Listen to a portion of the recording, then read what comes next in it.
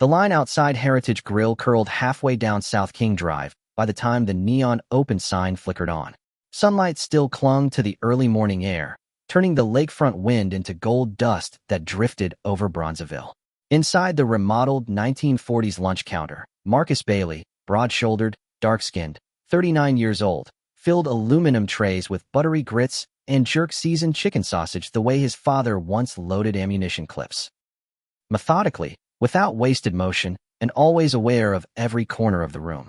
Marcus had spent 13 silent years serving in those corners other people never noticed. Somalia rooftops, Romanian train yards, a Cambodian sugar mill that doubled as an arms depot, before the C-Day stamped classified across his file and cut him loose. Retirement tasted bland until he inherited his mother's recipe notebook in this corner building on 47th Street. Now the weight he carried came from cast iron pans instead of suppressed rifles, but the instincts never slept. Even as he ladled peach compote over French toast, he cataloged the faces filing in. The elderly saxophonist who always sat facing the back exit, the newly engaged couple texting under the counter, the teenage busboy he had taken on as a project in self-discipline. At 8:12 a.m., Trouble strutted through Heritage Grill wearing crimson pumps. "Good morning," Marcus said, the same voice he'd used on tribal warlords. Claire Prescott did not bother with pleasantries. Her platinum hair swung like a pendulum as she marched up to the register and flicked a manicured nail at the tip jar. The coins inside barely jingled before she spoke. "You're obstructing economic progress, Mr. Bailey. I'm making you a final offer." Phones rose in slow, guilty arcs. Customers loved their breakfast with a side of spectacle. Marcus wiped his hands on his apron. "Miss Prescott, we've been through this." Claire's lipstick curled into a half-smile that never reached her frost-blue eyes. She leaned in, perfume stinging like chlorine. 15 businesses down, Marcus. Yours is the last puzzle piece between me and a $500 million Riverwalk deal. Take the buyout, or watch your mother's little memory crumble to dust. Marcus thought of his mother's cracked photo above the bar. Her in a church hat, him in kindergarten suspenders. He also pictured the Chinese Type 95 rifle he had reassembled blindfolded in 23 seconds the night before, just to prove he could still do it. But he only said, "Enjoy your morning, ma'am," and rang up the next order. Claire swept out to applause more nervous than celebratory. By noon, the video of her confrontation, posted by a patron, had ricocheted through Chicago Twitter under the hashtag #RiverwalkRacist. The comments roasted her entitlement, her tone, the way she hadn't even ordered coffee. For exactly 14 hours, public sentiment crowned Marcus the stoic hero of Bronzeville. The next sunrise tore the crown away. A trio of white men in navy blazers arrived with clipboards stamped City Health Dept. They flashed badges too quickly for the cameras that definitely weren't in their breast pockets. Marcus spotted 3 tells in 3 seconds, impossible shoeshine at 7 a.m. Tactical earpieces hidden by hair wax, and the slight saunter of men who didn't fear recoil. He played dumb while they discovered rat droppings behind the spotless freezer and cross-contamination in a refrigerator wired to the exact degree. Their citation declared Heritage Grill a public hazard, closed effective immediately, plus $58,000 in fines. Claire Prescott watched from a black Porsche across the street, sipping an oat milk latte. Her grin widened when Marcus tore the sign from his door and accepted a city-issued padlock. He paid the fine in cash before lunch. Claire's war escalated like Heiress, each week a higher octave. A protest line of concerned neighbors popped up chanting "Save our children from grease poisoning." They were all college theater majors, hired off Craigslist. Local news bit, chewed, and spat a 30-second segment that looped on morning TV. Online trolls multiplied until Yelp temporarily suspended Heritage Grill's page. Then came the late-night calls, muffled threats about Molotov cocktails, klaxons of ambulance sirens through Marcus's voicemail. Near the end of week 3, the electricity vanished mid-dinner rush. Hundreds of dollars of pecan pie batter died in mixers, shrimp spoiled in the walk-in. Commonwealth Energy later admitted the outage was an unfortunate clerical misrouting of construction crews. Week 4 detonated what remained of Bronzeville's patience. Zion Johnson, 17, skinned the shade of burnt sienna Crayola, Marcus's busboy and unofficial apprentice, vanished on his bike ride home. His iPhone pinged once on an I-94 on-ramp camera before going dark. When Zion stumbled back into the diner 30 hours later, eyes glazed and wrists rope burned, a note safety pinned to his hoodie read, "Next time, he's gone for good." Marcus reported the kidnapping. Patrol officers scribbled polite notes. The detective on duty shrugged. No physical evidence. Maybe the kid ran away. Chicago's got bigger fires.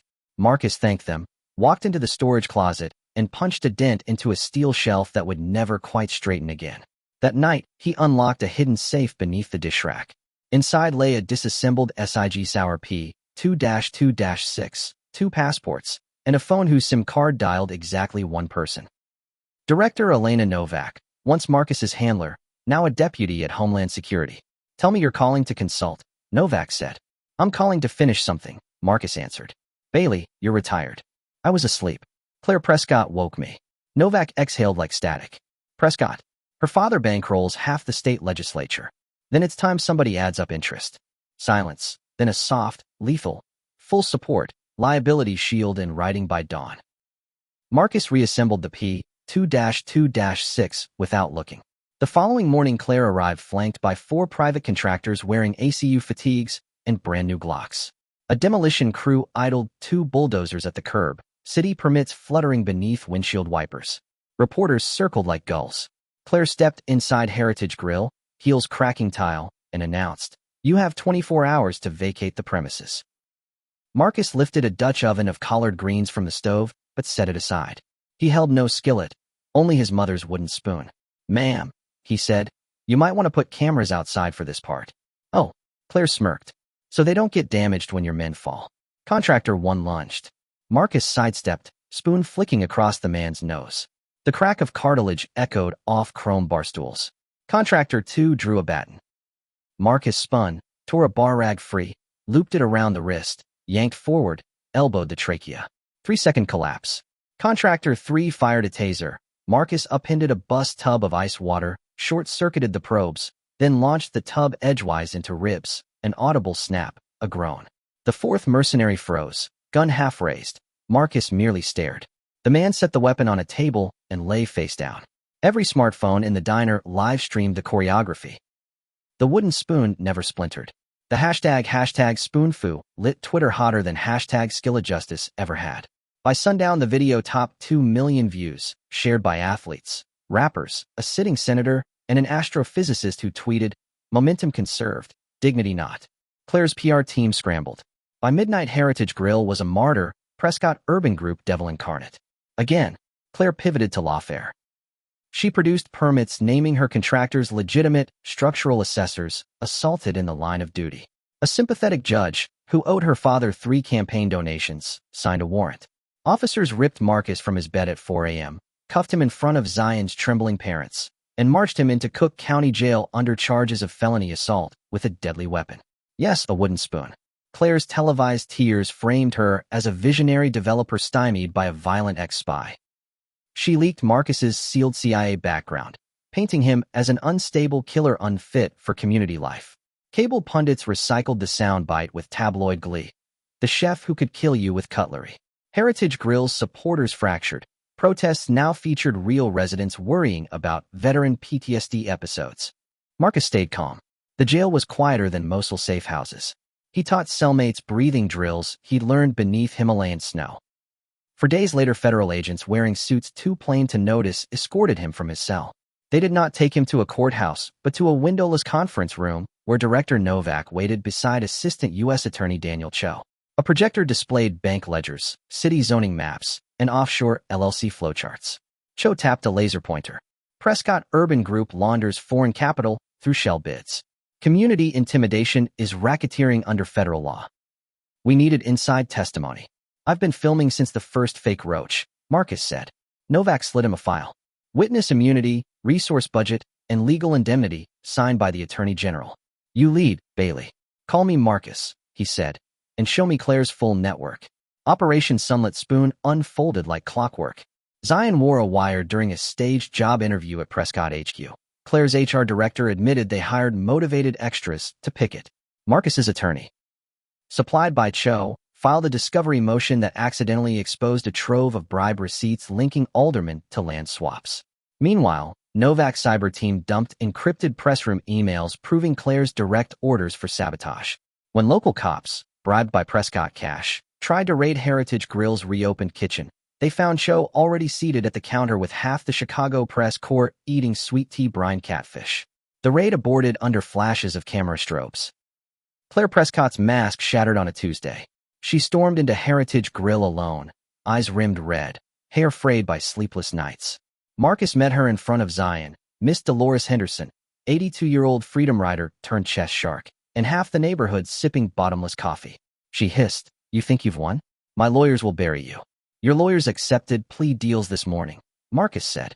He nodded to a wall-mounted television. A live feed showed FBI agents escorting Claire's CFO into a black van, hands zip-tied. The crawler at the bottom read, "RICO charges filed in urban development scandal." Claire's breath caught like a bird in glue. Then something ancient and poisonous erupted. "You people, always playing the victim card. This city was built by white families. We'll take it back brick by brick." Phones recorded every syllable. The room's temperature dropped. Miss Henderson rose, steel cane in hand, but Marcus lifted one palm and simply said, "That confession will do, Claire." She swung a fist. Marcus sidestepped. She stumbled into the arms of two plainclothes marshals who materialized from the pastry station. The cuffs clicked. The diner clapped so hard salt shakers rattled. Federal trials set records for speed and viewership.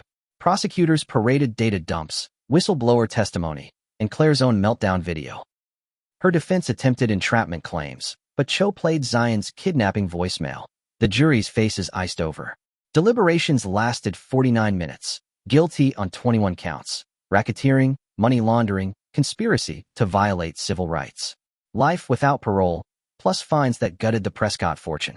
Claire's collapse triggered dominoes. 2 Illinois senators returned donations. 3 aldermen resigned. The city planning commissioner pled to 5 years and coughed up kickback lists spanning a decade. Federal legislation, nicknamed the Bailey Act, emerged, shielding legacy neighborhoods from predatory TF districts.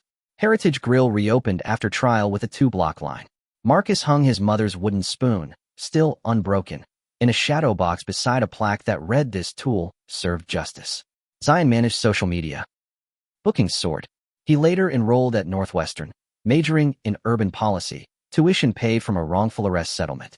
Marcus used Claire's forfeited real estate portfolio to create the Bronzeville Community Land Alliance, converting derelict condos into cooperative housing.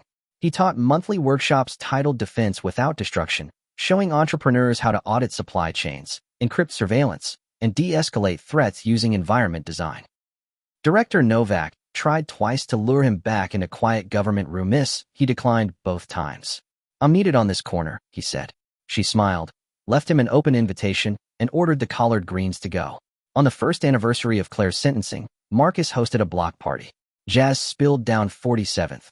Murals of historic black Chicagoans gleamed on brick. Miss Henderson checkmated a visiting state rep in 9 moves.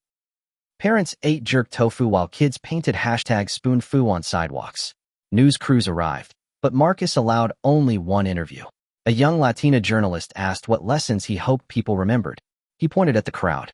Strength is communal. A skillet, a spoon, a sax riff. Tools become armor when a neighborhood wears them together. The moment a bully thinks you stand alone is the moment he walks into his own trap. She asked if he ever regretted leaving the field for a stove. Marcus glanced at the spoon shrine, the jubilant faces in line, the skyline glowing beyond abandoned cranes that would never gentrify this block. "I'm still in the field," he said. "I've just redefined the battlefield." The story of Heritage Grill migrated far beyond Chicago. A documentary, Spoon in the Storm, swept film festivals. Business schools dissected Operation Sunlit Spoon as a primer on asymmetric resistance. #spoonfu became shorthand for creative, non-lethal defense. An exhibit at the National Museum of African American History displayed the original citation, padlock, and wooden spoon. Late each night, Marcus locked up, turned off the neon sign, and pressed 2 fingers to a sepia photograph of his mother kneading dough. "Recipes are safe," he whispered. "The ritual never skipped. The community is guarded. Justice is fed." Outside, Bronzeville's street lamps hummed. Somewhere, another corner diner fought its own war against an unseen Claire. Marcus believed they would win. Not because they wielded weapons. He hoped they never had to. But because stories travel faster than bulldozers. Sometimes the loudest force in America is a story that proves a single wooden spoon can disarm an empire.